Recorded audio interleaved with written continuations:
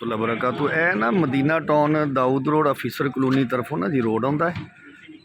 ये है 20 foot road ना। यह सामने रोड जोड़ा है ये 30 फुट है। यह दुकाना ने दुध दही दी इस तरह दुकाना मार्केट चौक है। तो यह जाता अगे दाऊद चौक ऑफिसर कलो अपना नूर गार्डन मक्का गार्डन ईदन गार्डन वगैरह ना ये रोड जाता है। तो यह बिल्डिंग अपना 67 फुट मत्था है तकरीबन। यह अपनी 6 दुकाना ने सामने ना मैडिकल स्टोर दोवां दे विच ते एक दे विच हैगा है घर का समान, एक दे विच पेपरां वाला ते एक दे विच आइसक्रीम वाला ना। 67 फुट मत्था बिल्डिंग का ना।